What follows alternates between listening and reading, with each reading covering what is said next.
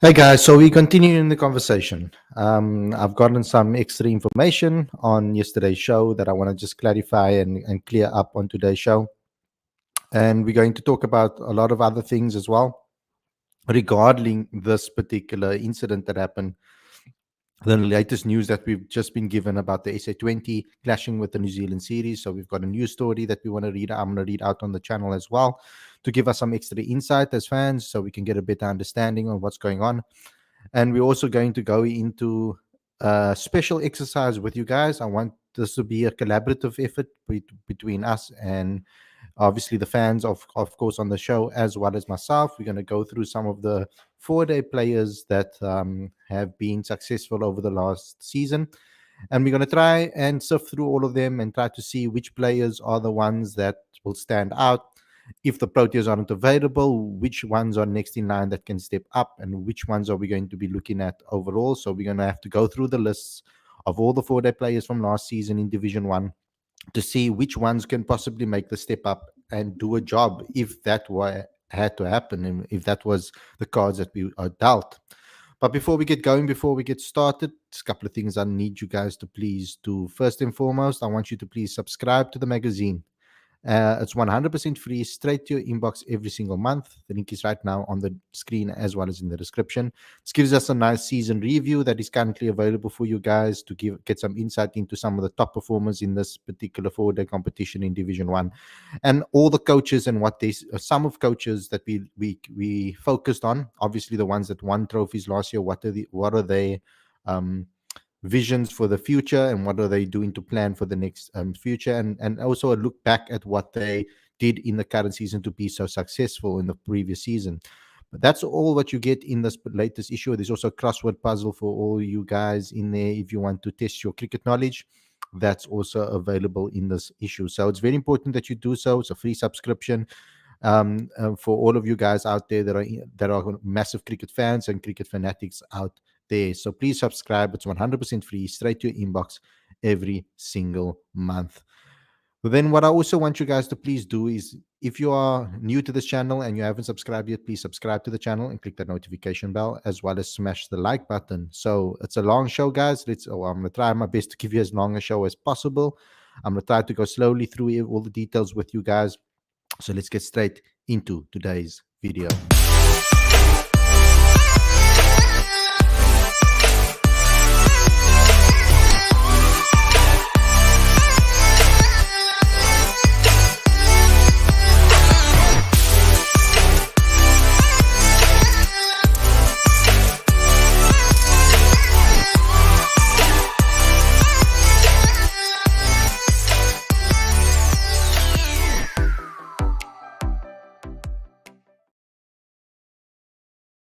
Very good evening and welcome to Cricket Fanatics Magazine. This is your daily show. I'm your host, Khalid Moeddin, and this is the show where we talk about all the major talking points in South African cricket. And it's cold here in Cape Town, guys. I am freezing. You can see that I have triple layers on right now of jacket and hoodie and also a long sleeve top underneath. It is ice cold here. I don't know. I mean, it's maybe not as cold as in some other places in the world, but for me, being climatized to this weather, it's cold for me. So that's where I'm sitting at currently. Let me just pick up where we left off yesterday, because there were a lot of questions that I had, and there was a lot of things that I wasn't 100% sure of. But I have a confirmation about the FTP. The FTP is not drawn up by the ICC, as I thought originally would make sense. I thought that perhaps the ICC for the WTC fixtures would have been the ones that schedule it, but the FTP is drawn up by the countries themselves. So that leads me into, so let's clear up that from yesterday's show. So let's get into a news story that will give us a little bit of more clarification on everything that has been happening with regards to this particular tour in New Zealand. As you guys know, like I said on yesterday's show, we have a 2-match test series that is going to be taking place for WTC points in New Zealand. And today on ESPN Cricinfo, Fidos Munda wrote an excellent story to kind of give us more clarification as well on the whole situation, just to give us a little bit extra confirmation on what has been happening with regards to this tour. So I'm going to be reading it out to you right now. New Zealand cricket not open to negotiating 2024 SA test dates. We've collaborated and agreed dates with CSA. We have confirmed the tour, acknowledged the arrangements, and have been in receipt of the schedule for several weeks, NZC says. So let's get into it. The New Zealand cricket is not open to negotiate the dates of the two test series against South Africa scheduled for February next year, despite CSA's hopes that the matches could be moved to avoid a player availability crunch with the SA20. The test matches due to take place from February 4 to 17, 2024, necessitate the South Africa arrive in late January, but will clash with the latter stages of the SA20.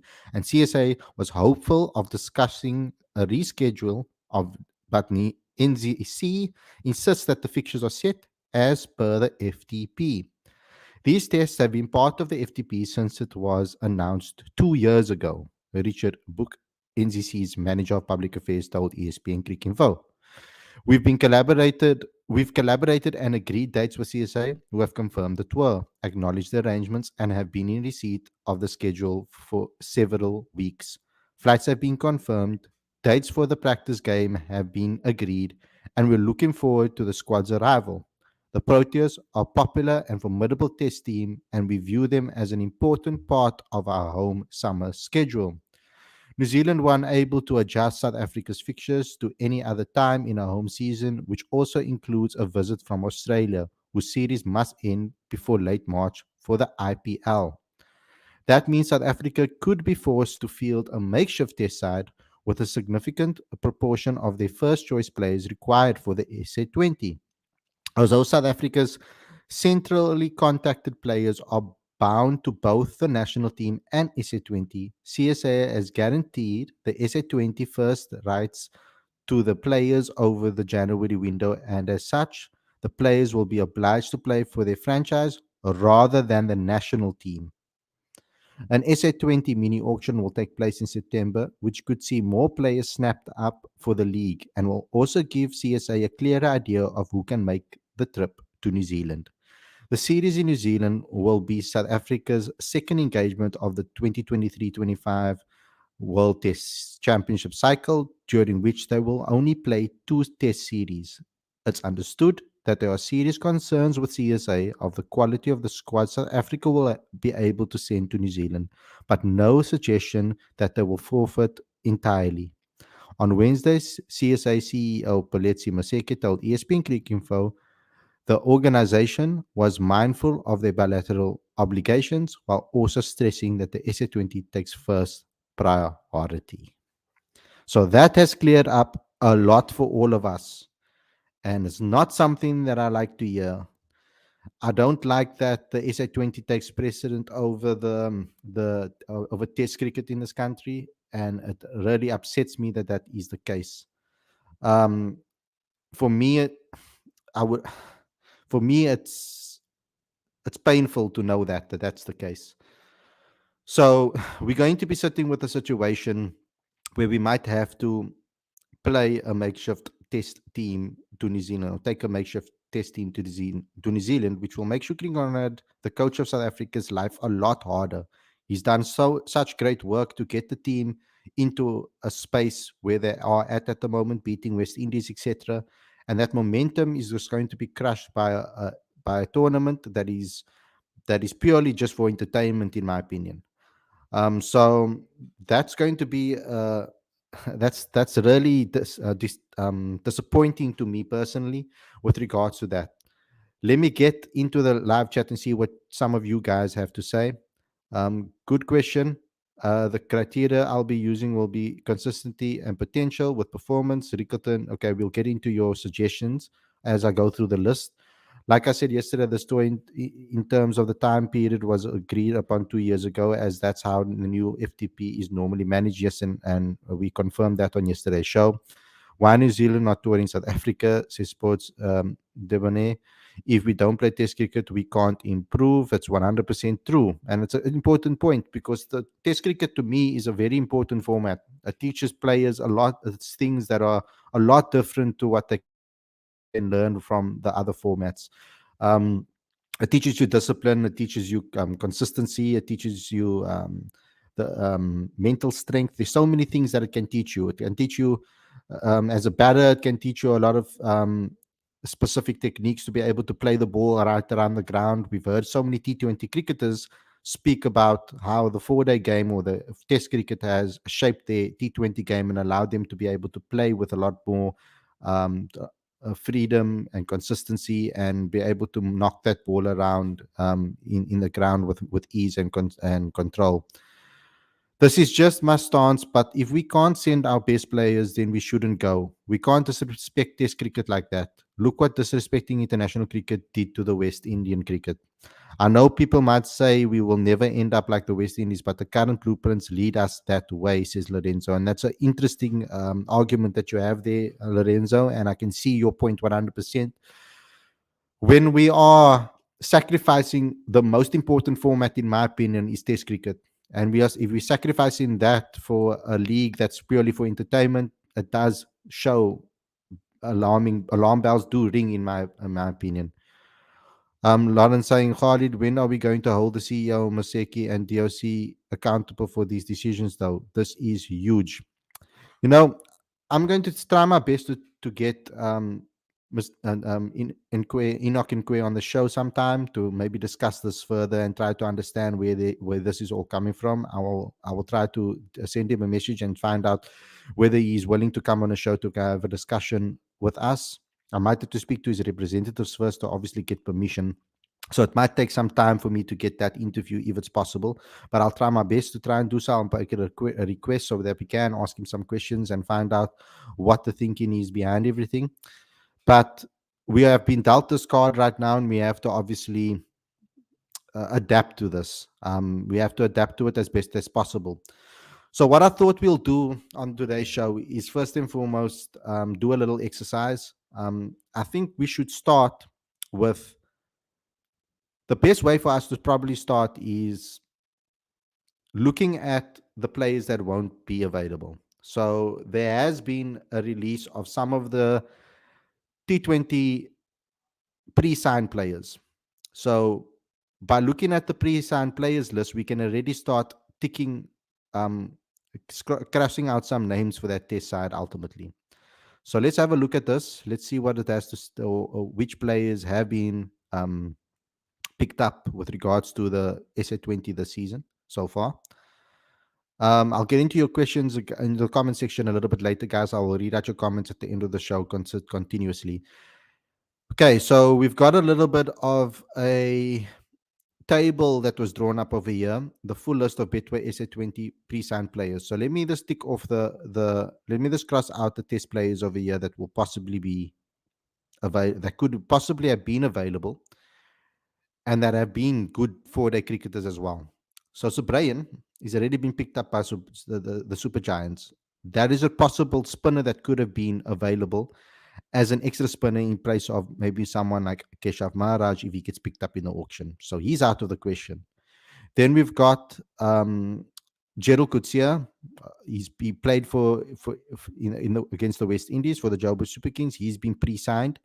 Pace 150 plus bowler. We don't have many of them roaming around in South African domestic cricket. So it's another person that is out of the question over there.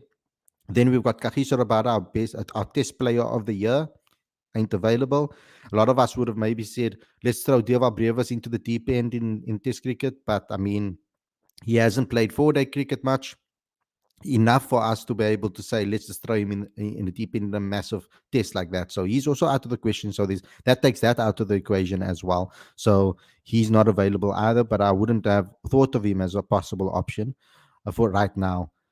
Then there's a Corbin Bosch, who was initially brought on the SA Tour, was initially selected for the SA Tour, but unfortunately he picked up an injury and Bayer Swanepoel replaced him.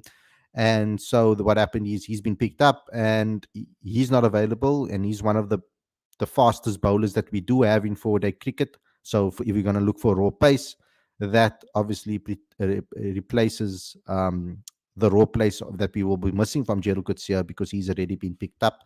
Obviously, and Nokia, we know enough about him. Our cricketer of the year, he won't be available. Then we've got Sunrisers Eastern Cape, Aidan Markram. He's not available.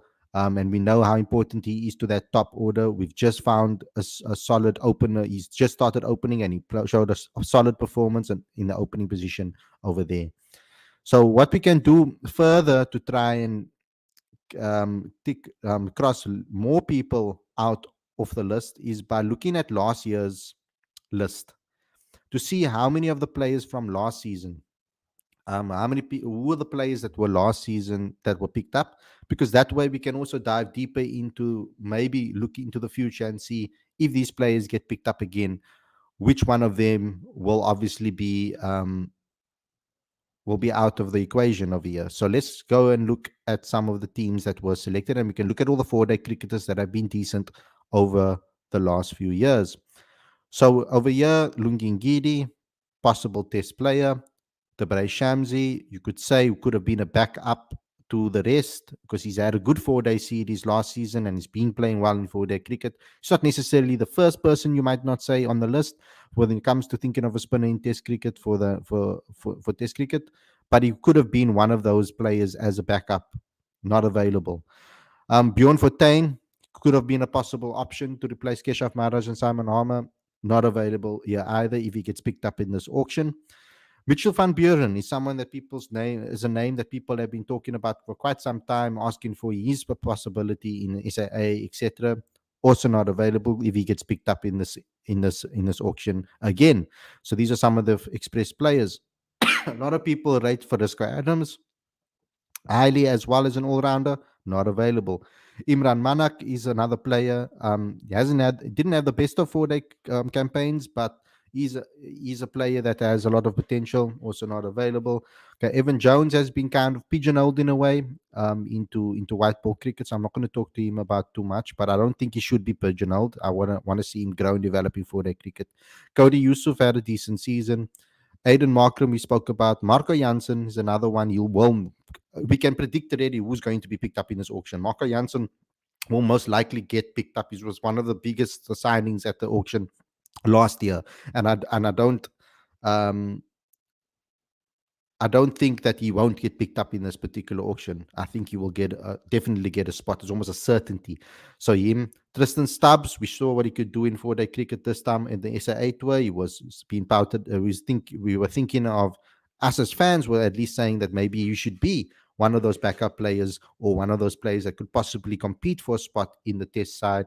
Also, he'll probably get picked up. He was the most expensive signing at the auction last year, and I think that he will also be going for a lot of money this time around. Sisanda Magala, okay, mainly he's been playing ODI cricket and white ball cricket. Junaid Dawood never played much in the SA20, but he could possibly get a contract as well. John Smuts was one of the top test play 4-day cricketers for the Dolphins this season. He would most likely get picked up because he is known for having that all-round ability. It's another player that we can cross off. Marcus Ackerman, a top player in all formats. It's another possibility that could have been as a backup. He most likely will get picked up. Okay, the ones that are in the express category, you could possibly say that they might not get picked up this time around, or they might get picked up this time around, dependable on who they pick up in the auction. So the express guys, you can possibly say there could be a chance that they don't get picked up, but I'm going to go as if they probably will. So if this was the teams and we were set with this situation, with this list, this season, we would be sitting with this problem. Because Marcus Ackerman could possibly be one of those guys. Sarel Irve, we know he's played test cricket already. Another one of those guys. Ayat Kamani. And this is I've just gone through a list of one franchise. Let's move on. We've got for Mumbai Indians over here, Rassie van der Dussen could have possibly been an experienced head. You will most likely get picked up. Ryan Rickleton, another one. George Linder, another one. Bjorn Hendricks could have been a backup. He bowled pretty well for Western Province last season. It's another one. Dwan Janssen, another one. Someone, I can just sound like DJ Khaled now, actually, on this particular show. That's actually how it's coming out. I should just play a little meme of him. Delano Potgieter, an all-rounder, talented all-rounder. He's moved over to the Lions now. He was in the express category, yes, but like I said before, I'm probably going to take it as if these players will get signed up. So there are going to be asterisks on their names. So let's look at that as well. Delano Potgieter was picked up last season. Ziad Abrams, Wesley Marshall, all great four-day cricketers I'm mentioning over here. Grant Rulofson is another one, also a very good four-day cricketer that could possibly have been in the back end. As you can see, I can go through this list. There are plenty and plenty of players that were picked up at last season's auction that could possibly be next in line. Ethan Bosch is someone as well, a very talented cricketer. Darren de Pavlon, all of them were in squads last season for the SA20. It's majority of our crop and our players that come through that have been on these lists. So it's crazy. It's absolutely crazy that we're going to be sitting with the situation. We know Keshav Maharaj was picked up by Durban Super Giants. It's highly unlikely that he won't get retained by the Durban Super Giants or picked up again by a franchise. It's highly unlikely. So it gives our national coach a massive headache. And that's why I said our 4-day cricket headache.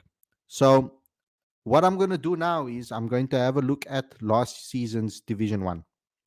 And I'm going to try and pick out names over here that of players that possibly might not get a contract at the SA20. Their names will probably be in a hat, but the chances of them getting picked up might be slim because that's probably the best way for us to look at things going forward. I mean, Matthew Brzezinski, we know. Jordan Herman, we know. And Calvin Rayner, we know. The top 3 scorers at the 4-day competition last season will most likely not be available for selection if they have to commit to the SA20. It gives us a massive headache. Payne Swanepoel perhaps could be a guy that will have to take on responsibility. But the top 3 spinners or the top 2 spinners in the country at the moment from last season's division, they were in last season's SA20. So the possibility of them getting picked up again is high. So I'm looking at probabilities. I'm looking at probabilities here rather than possibilities, and I'm looking at what is more probable to happen. It's probable that they will get picked up again. Let me just see if you guys have anything to say on this of this segment that I've just been speaking about. All these T20 leagues are destroying international cricket, and it's so sad. We'll get bored of only watching we get bored of only watching India, Australia, and England most of the time. You're 100% correct, Lorenzo. And I wish I had a buzzer over here, a Don the Marco or something to hit so that you guys can really listen to see that I agree with you, or dong or something that I can hit. It's terrible. Absolutely terrible. And I've said so many times that these leagues are really making things horrible for the international cricket fan. I know that there are a lot of fans that don't support these leagues and don't watch these leagues. But at the moment, there are so many different types of formats and so many different leagues that are taking our players. Yes, and I feel a little bit bad about saying it because I don't want to kill. These players deserve to get good contracts and good money and to set up their families, etc. So it's this negativity. I don't like it. I'm not a big fan of negativity, and I don't want to take money out of players' pockets by saying these things. I mean, this is just my opinion. At the end of the day, I'm a fan. It doesn't necessarily mean that what I say is going to change things, but it does make me feel a little bit iffy inside that that I want them to reduce the number of T20 competitions, etc. But because the negative part of that is that players won't get paid and don't get money and incentives.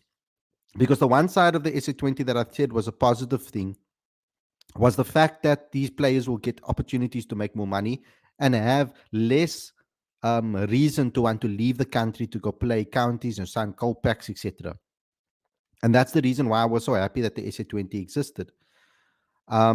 So, but when this interferes with with our with our international cricket, it pains me to think about it. It really does. Sports Debonair says, I think this might be the right time to send South Africa A side, just create opportunities for fringe players to get some sort of competitive cricket outside of South Africa. The problem with that is, Debonair, is that our SAA side is most likely, majority of those players are all going to probably be picked up in the SA20, and that gives us even bigger of a headache. So the question actually that needs to be asked is,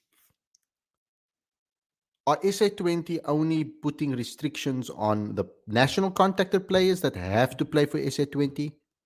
Or are they putting those restrictions on anybody that gets picked up in the SA20?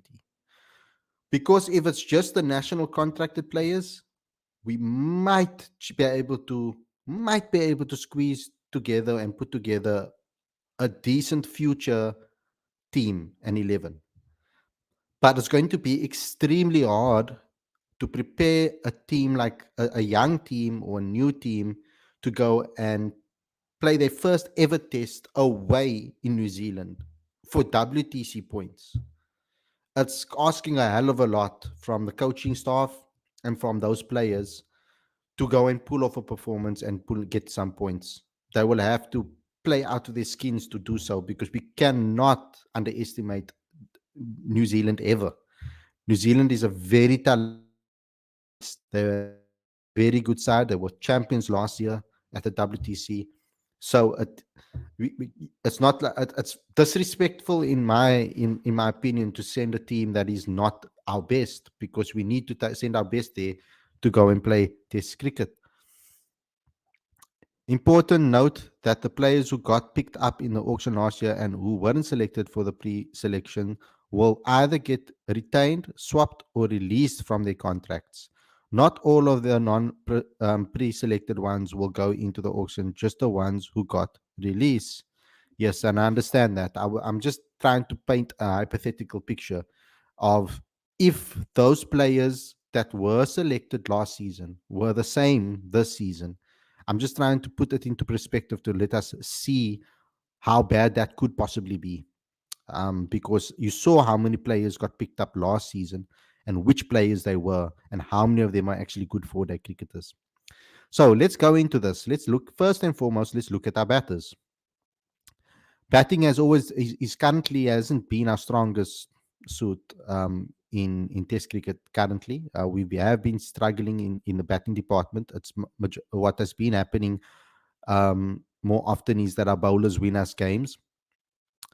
So let's have a look at the top batters and let's look at who might not get picked up.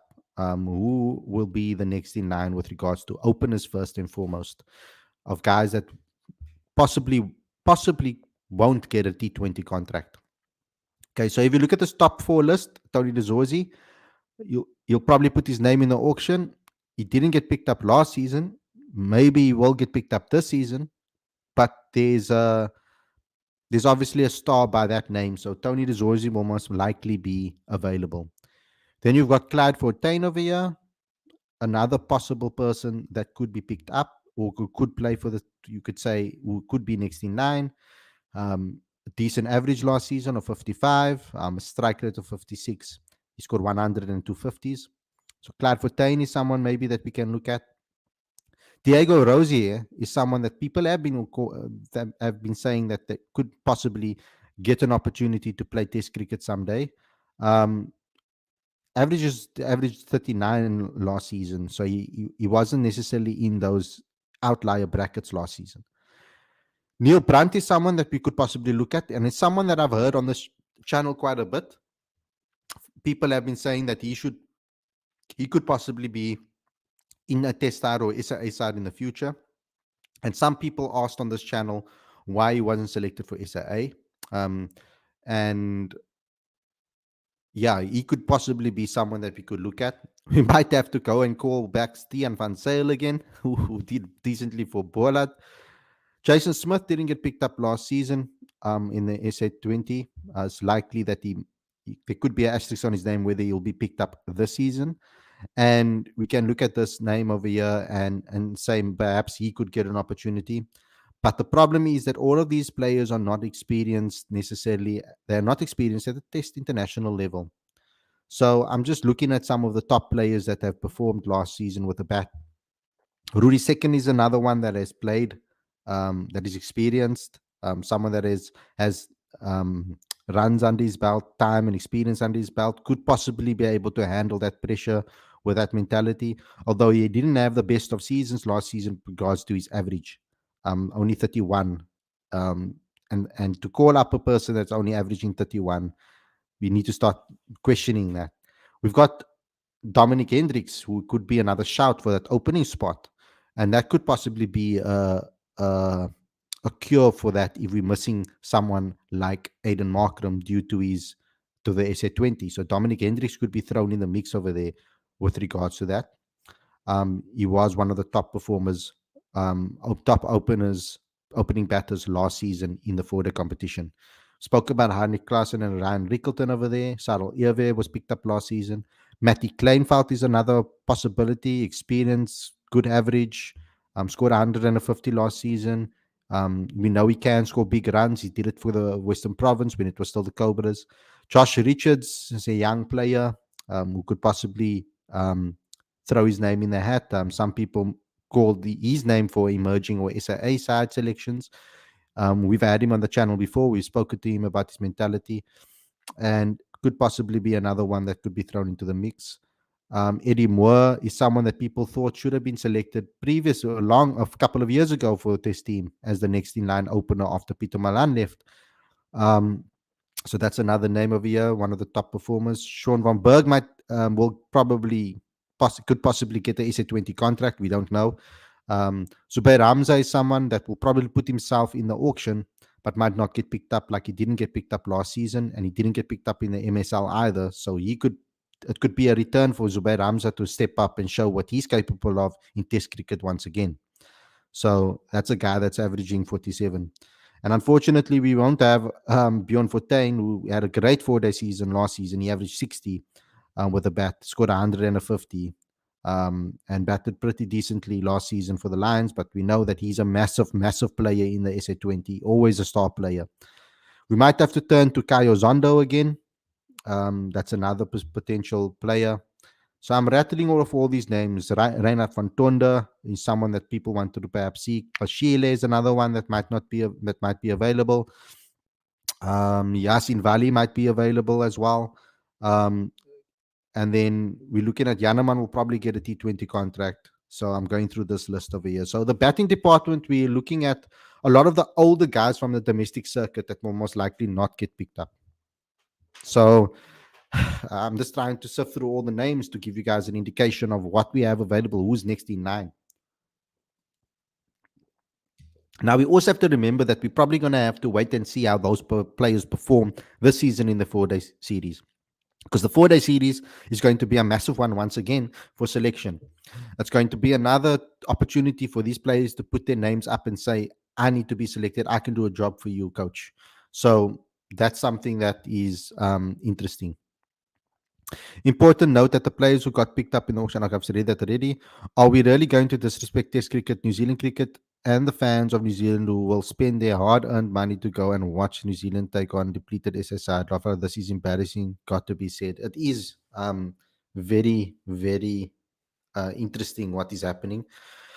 So I don't want us to run away with everything and just get carried away. I think we need to wait for a little bit more news to reveal itself before we go and go crazy with this. Maybe I need to get some clarification from some people higher up to try and get an understanding of what the thinking is going to be going into this and how they're going to approach it. But as you saw from the Vidosis article, it doesn't look like they're going to pull out of this. They are going to continue with this tour. And I don't think it would be, I think it will be more disrespectful to actually just cancel the tour as a whole. But I do think that it is quite embarrassing if we're not going to put a full team on that field. And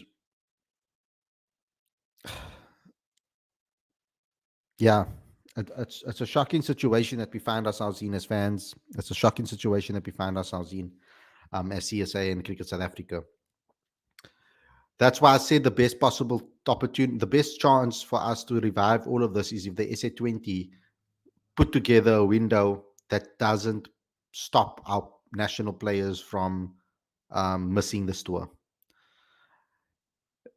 They can either move it a week forward or something, or I mean, it's going to be tricky because we're playing white ball cricket against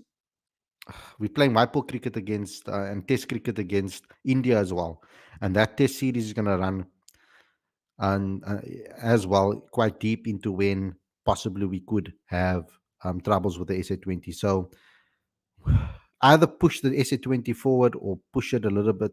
I don't know, or move it till at the end, to the end of this year. I don't know what they're going to do with regards to this. It's going to be interesting to see how this unfolds ultimately. When I look at the bowling department over here, and look at the possible bowlers, it gives me anxiety actually, guys, to think about it, because it literally, I mean,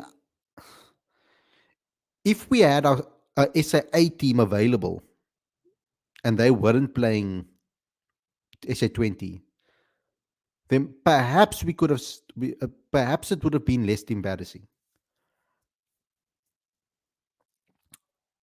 But this is not a dig either at the players that are in 4-day cricket that don't get selected for SAA squads and the test team. It doesn't mean that they are average players either.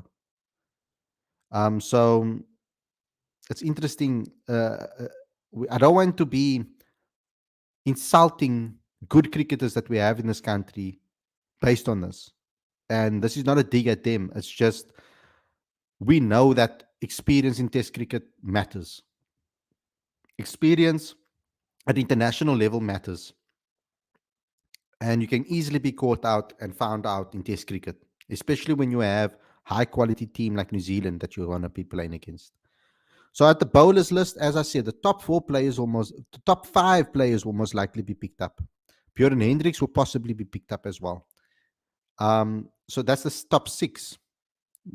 Top 7, that's top 5. Okay, 1, 2, 3, 4, 5, 6, 7. That's top 7 out, basically out of contention. Then Lutusa Pamla will be available, but we know he doesn't necessarily have that pace that we're looking for. Clinton Steerman will probably be there, who's been in and around the SA side as well. He's another person. Dane Patterson, possibly, but he could also possibly be picked up in the SA22. We don't know what they're going to do with regards to that. Ronaldo Meyer, I didn't see him on those lists. Mutasami, he's already in the test side and he's already in the SAA side. Moreki, and then we've got Ndwandwa here. We've got Zubair Abrams, who we saw on that list. Ziad, sorry, Abrams. Aldred Hawken is another person that's a possibly could be available, and Lazard Williams will probably put his name into the auction as well. So there's a lot of players. Kyle Simmons is another option, perhaps, but we know that he got picked up for the Joburg Super Kings towards the end of their campaign, and he did really well. So he might be in the pool again. So yeah, big problems we are going to be facing. Big problems we're going to be facing if things don't get resolved. Khalid, yesterday the CEO mentioned that next year would be the last year where schedule would clash. Yet in 2025 and 2026, we'll have Pakistan and West Indies the same time slot. SA20 will be played. Planning. You see, the SA20 came after. So after this FTP was drawn up. So for me, the SA20 should take the hit here, not our international team. That's my opinion, at least. Like, we need to at least show what is more important over here. The SA20 should actually be the ones that move their dates. It shouldn't be our players that are our national team that has to suffer because of a competition that came afterwards. That's what I believe. Doesn't mean I'm right. So it might be a good idea to maybe perhaps get the DOC on a show and have a discussion with him and try to get an understanding of where he's at with regards to this decision. Um, it is quite sad that this is the case. So I've gone through a hell of a lot of plays with you guys. I've showed you how many of our players are all format players that will possibly get picked up in the SA20 as well, and what players we have available to us. So we could see, uh, we will most likely, if this happens and dates don't get moved or there's no resolve over here, we could be sending a very, very inexperienced team, of course, experienced in age probably, but an inexperienced team with regards to Test cricket. Um, Peter Malan might get a recall. That's another possibility. We could possibly see a Peter Malan and um, Dean Alga opening partnership again. Um, that could possibly be an option if Aidan Markram isn't going to be playing. Um, yeah, so Tabas says, but we both know SA20 is CSA priority, not international cricket. Yeah, it doesn't mean that we can disagree with it, and we can say that we don't agree with it and we don't think it's right that that's the case. Um, these leagues are just causing a problem in cricket, in my opinion. But I don't want to also, yeah, Beringer might get a go. It's another option. Yes, Beringer might get a go. He's been doing well as well in county cricket, so that could be another option as well. That Shukri Conrad might have to turn to. Um, I feel sorry for. Maybe I shouldn't say feel sorry for them, and I know Shukri Conrad will come up with the best possible plan that he possibly can to, regardless of what happens. But I do feel sorry for our coaching staff, um, that they have to deal with this mess, because it sets our progress back a hell of a lot. So say now we go to the India series and our players really play well and we get some momentum going and we do well in that India series and Shukri makes progression, which I think we will make progression with the team. You go on a tour hoping to build more momentum and you have to take two steps back again. Now, a positive out of it is that you get to see other players and you get to see players that haven't been given a chance before and what they are made of. Perhaps someone that will surprise us and put up their hands. But you can't take a risk like that. I mean, that's a massive risk to take. You want your best players available to play against New Zealand. It's as simple as that. Lauren saying good top order options though: Alga, Richards, Bedingham, Peter Malan, and more. Yeah, let's look at the positives, guys. Those are some good opening options. Um, if we're going to have an opening pair, then Zubair Hamza comes back into the fray again, possibly batting at 4. Um, if Temba Bavuma doesn't get picked up at the auction, then Temba can commit himself as our captain, as our test captain. Obviously, playing, he can commit himself to that. Um, it will be a major shock to be the ones that don't get retained if they don't put their name in the hat for the what type of statement will that be? If the players that weren't retained by their franchises or pre-signed by their franchises, they say no, we want to play Test cricket. We're not going to put our name in this SA20 auction. That will be a hit to SA20 as well. So I think the best for all parties right now would be to change the date so that it doesn't clash.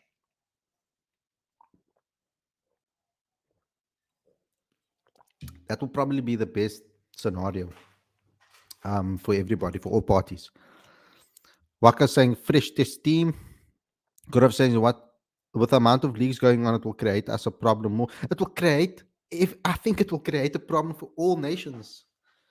It's not going to only be the three big three nations have the power to be able to tell leagues no. Like, I mean, Australia can tell the IPL, nah, we're not going to send our players. We need them for international duty. England can do the same. I mean, the Indian players don't even play in other leagues other than their own. It's it's mental. It's absolutely mental that we are running. We're running into a burning fire, a burning building over here, with no utensils, with nothing to be able to protect us. Ultimately, the smaller nations almost have no choice but to start these leagues so that they can make money, so that they can be able to compete with the big three. It's sickening, and I think at some point the ICC must step in over here and try to have a say with regards to what happens with these things. Um, I don't know. Cricket is becoming monopolized at the moment, and it's causing a massive problem. I think in the sport, I mean, it's similar type of feelings that I'm getting when in football they wanted to announce that Super League. Um, look how the fans look how the fans reacted to try and make a change about that, and they made a massive noise. And I think they had a say. Their say actually mattered. How much our say matters in this with regards to this situation, I don't know. I don't know how much it's going to matter with regards to this. Um, because I know fans will still go and support the SA20. Um, I know that a lot of non-cricket lovers in general go and support the SA20 and go watch that tournament.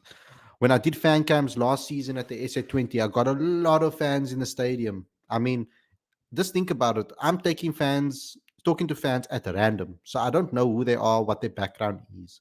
And every third, fourth person that I talk to is not a cricket fan. They don't even know which players are on the field. Like, I went to Cape Town Stadium and I was um, interviewing, not Cape Town Stadium, sorry, Newlands for MI Cape Town. And I interviewed some people and I asked them, who's your favorite player? They had to look at the scoreboard to say, yeah, I recognize that name. Okay, cool, Diego Brevis. Because they saw a couple of news stories about him. Like, there's a lot of fans that support SA20 that aren't actually cricket fans. They're just there to support and have a great time and have a party and have a cool time, which is cool.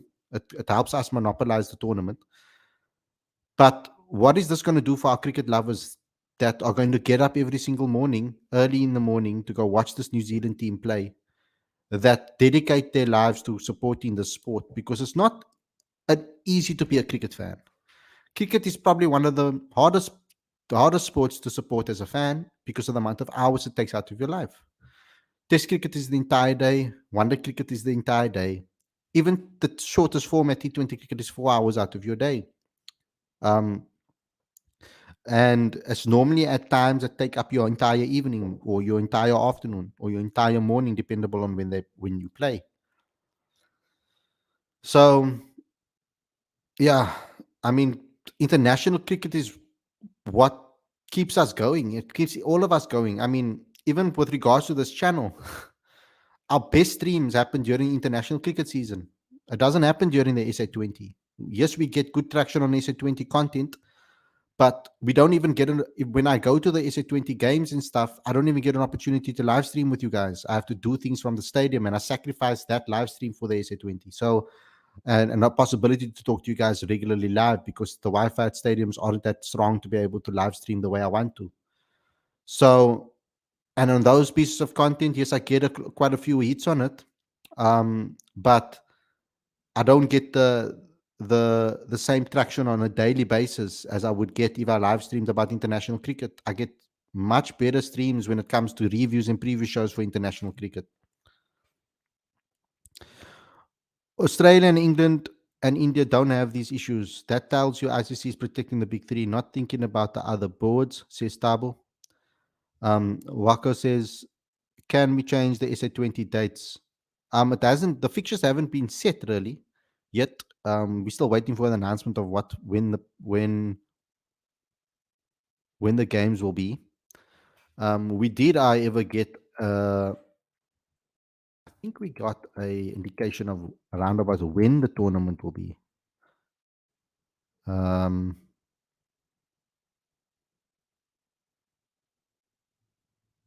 let's have a look here. I think there was an article that we did that said over here in season 2. Players at the conclusion of the preseason window and the first steps of the 2024 squads. The 6 franchises have made it. Um, defending champions, Sunrisers, blah, blah, blah, blah.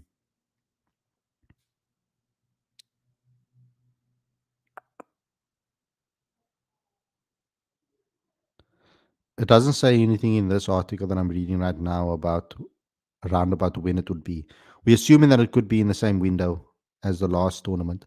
And last season they told us that the last season was kind of rushed, so they're going to try and prolong this season um, as well. Cricket is monopolized, says Lawrence.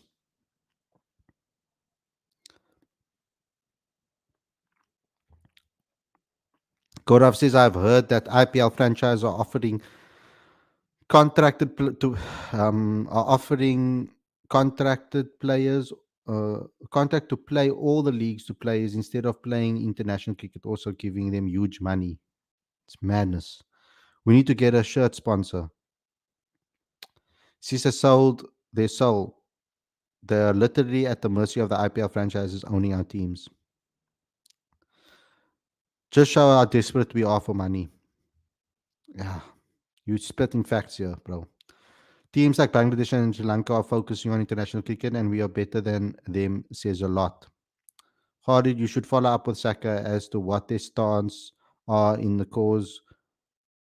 With the info I got, they're happy with CSA at all. They're not happy with CSA at all. Maybe we should get a representative of Saka on the show. I'm going to try and get in contact with him to see who would like to speak to us about the situation, so that we can clear it up. I haven't actually interviewed anybody from Saka quite yet, so it will be, might be a good opportunity for us to ask them some questions. Yeah, this has left a bitter taste in my mouth to end the show. Let's drink some tea.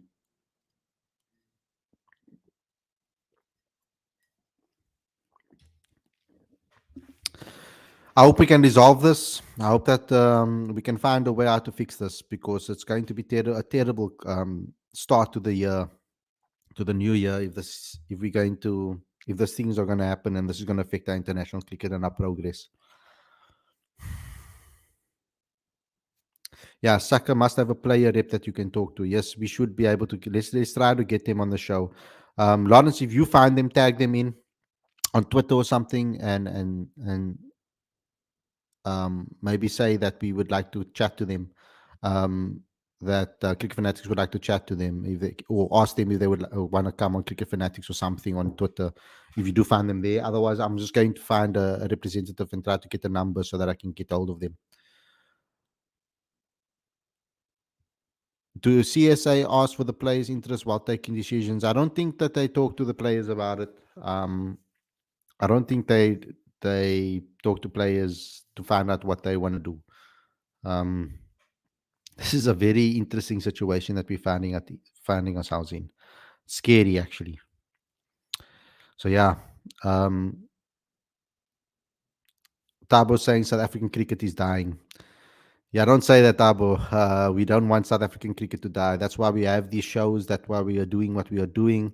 We're trying to still keep cricket alive in this country, because it's something that we're all passionate about, and it's a sport that we all love. So let's try our best to play our part in this.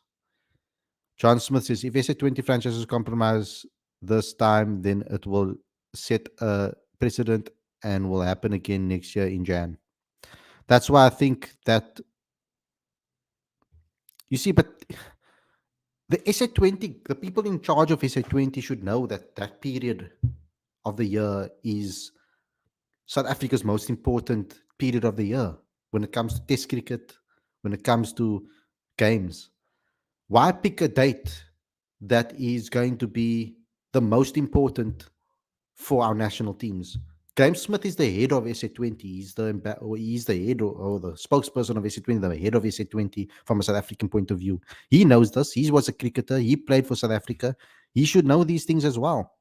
So I would, it would be, yeah. I mean, he should stand up for that as well. He shouldn't be I mean, he shouldn't be have. He was DOC. I mean, for for cricket, he was DOC for for cricket South Africa. So I mean, surely he has South African cricket's best interest at heart. Vacation, best time for crowd and TV viewers in January. SA20 franchises will guarantee that all Proteas will be available, and franchises and TV providers are paying big money for SA20, says John Smith. December to March is our home international summer. Exactly. Can we bring home? Can we bring him on the show, Graham Smith? I can try. It's very hard to get Graham on the show. Um, I will try my best to try and speak to him. I'll reach out to SA20 and see if they can organize an interview with Graham Smith to see what he thinks about this as well. I'll ask. It doesn't necessarily mean that if I ask, it's going to happen, but I'll try my best. But I think what we need to do first is maybe speak to someone from Saka and perhaps speak to the DOC and get some insight from him in the next week or two. Let me try my best to try and organize that, guys. Anyway, that's it for me, guys. Thanks a lot for tuning in. I hope you guys could enjoy this episode as much as you could, even though it was quite a doom and gloom show. Thanks to all of you for tuning in, and I hope to see you guys again very, very soon. Don't forget to subscribe to the magazine, please. The latest issue is coming up at the end of this month. We're working hard to try and get you guys that issue straight to your inbox every month. Link is on the screen right now as well as in the description. It's 100% free, guys, so please get involved there. It's very important that you do so. So please try to subscribe to that channel. Subscribe to our magazine. These are bread and butter. These what keeps us going over here at Cricket Fanatics Magazine. Then I would also want you guys to please subscribe to there's quite a few of you guys are watching the shows and not subscribing. So please subscribe and click that notification bell for all future videos. I thought it would be like a 80-20 swing. Lauren saying, shot, bro. United and Arsenal on Saturday. Laugh it loud. Yeah, we got it that Saturday night, bro. I know it's so friendly, but whew, I'm not going to lie. Arsenal's looking dangerous. The signings that you guys have made, and also your youngsters are just going to improve. So I'm a bit scared of Arsenal this season. Luckily, this is just a friendly to test the waters. United need to get their signings over the line still. I really hope that they can do so very, very, very, very, very quickly. Yeah, so that's another thing I'm very passionate about is football and Man United, guys. I don't know if you know that, but yeah, I am very passionate about football as well, and Man United. But anyway, guys, thanks a lot for tuning in. Smash that like button, please, so we can get into the algorithms and dominate YouTube when it comes to cricket. It will really help us do so if you smash that like button. Thanks a lot for watching, everybody, and I'll see you again tomorrow with another daily show. I'm going to do a Q&A session with you guys tomorrow. Bring those back. It's a nice opportunity for you guys to ask me any questions that you want. So I'll see you guys again tomorrow with another Q&A session. Peace out, everybody. Stay safe, stay warm, and enjoy the rest of your evening.